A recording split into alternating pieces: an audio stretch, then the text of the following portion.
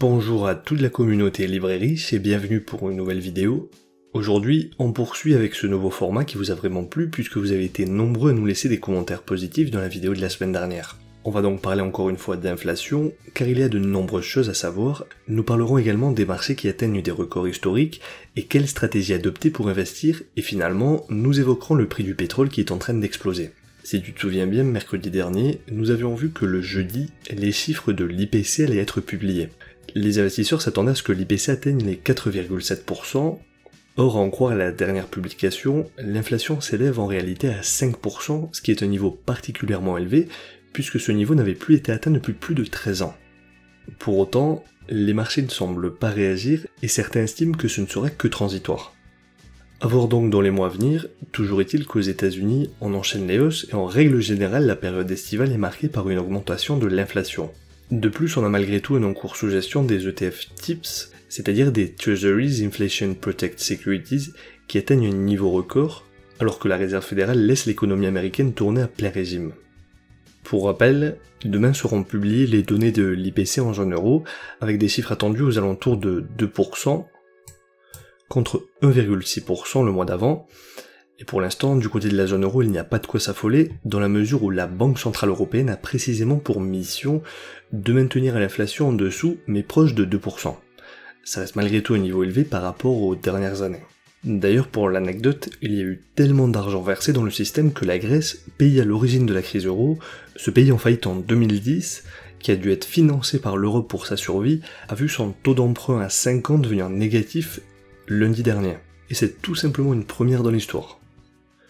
Ensuite, ce sera au tour des USA de publier un chiffre, celui des inscriptions hebdomadaires au chômage. Ce chiffre mesure le nombre d'individus ayant demandé une allocation chômage, un record historique qui avait été atteint l'année dernière avec plus de 6,6 millions de personnes ayant fait une demande d'allocation chômage, et aujourd'hui l'indicateur a chuté, et on s'attend à ce que l'indicateur continue de baisser, ce qui serait positif pour la reprise économique. D'ailleurs, très important, ce soir on assisterait à la déclaration du Comité fédéral des marchés ouverts, connu pour son acronyme FOMC, de la Réserve fédérale, qui est le principal outil utilisé pour communiquer avec les investisseurs au sujet de la politique monétaire, puisqu'elle énonce les conclusions de vote sur le taux d'intérêt et aborde les perspectives économiques, en plus d'offrir quelques indices quant à l'issue des futurs votes. Ce communiqué est donc particulièrement important, puisque l'on saura si la Réserve fédérale laissera inchangés ses taux d'intérêt, qui se trouvent actuellement à 0,25, et cette décision aura donc un impact sur les marchés et la valeur du dollar, et donc l'évolution de la performance de nos investissements libellés dans cette devise, tels que nos ETF par exemple. Pour rappel, la dernière fois que la Fed avait augmenté les taux d'intérêt, c'était en septembre 2018, ce qui avait provoqué un léger crack sur les marchés, puisque le SP500 avait notamment chuté de plus de 17%. C'est également ce qu'on peut voir sur ce graphique, puisque lorsque les taux d'intérêt avaient augmenté, le SP500 avait chuté. On pourrait donc s'attendre à ce que la Fed adopte une politique moins accommodante afin de favoriser la solidité du dollar. Qui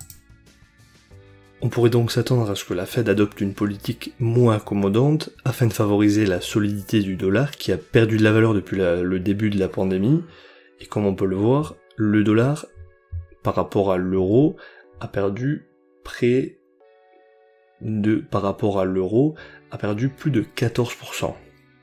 D'ailleurs, la Fed va commencer à revendre les ETF obligataires qu'elle avait achetés durant la crise du Covid-19, et au total, elle avait fait l'acquisition de 16 ETF, dont la valeur au 31 mai 2021 s'élevait à près de 8,6 milliards de dollars. Comme on peut le voir sur cette feuille Excel téléchargée sur le site de la Banque Centrale Américaine, on voit ici les différents tickers des différents ETF en question pour si tu souhaites te documenter sur le sujet, et on voit que les ETF sont majoritairement ceux de iShares de BlackRock, de Vanguard ou encore de SPDR. On peut également regarder le bilan de la Banque Centrale Américaine pour se rendre compte qu'elle possède effectivement des ETF, et la vente de ces ETF et des dettes d'entreprise qu'elle avait achetées seront vendues de manière graduelle et ordonnée selon la Fed, et apparemment, ces ventes ne s'inscrivent pas dans sa politique monétaire.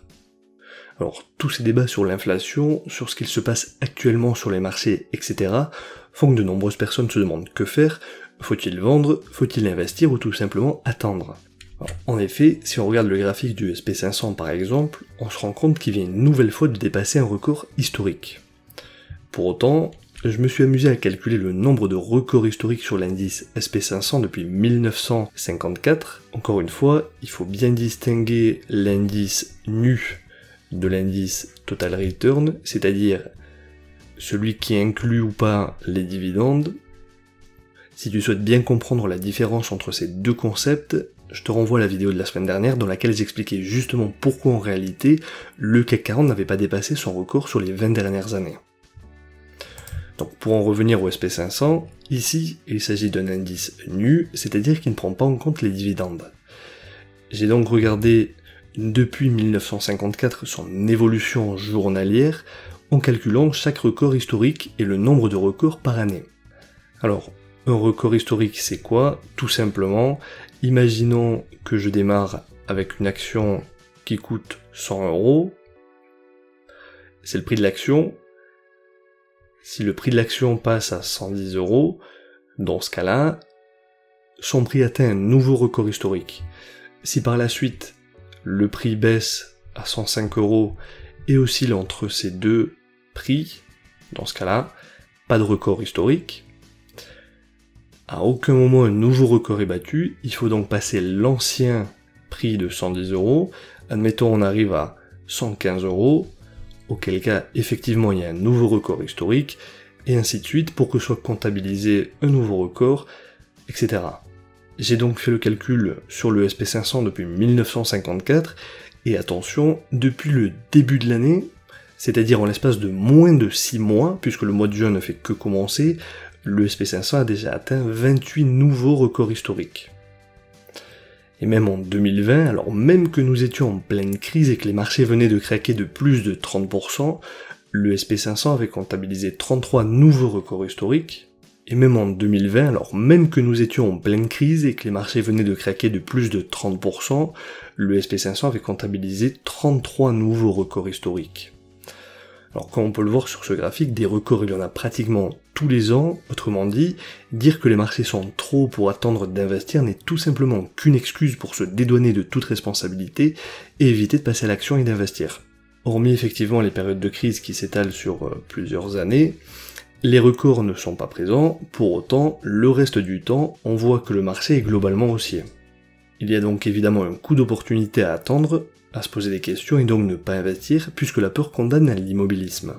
Si on fait le calcul, cela veut dire qu'entre 1954 et aujourd'hui, il y a eu en moyenne 13 nouveaux records historiques par an, ce qui est tout simplement énorme.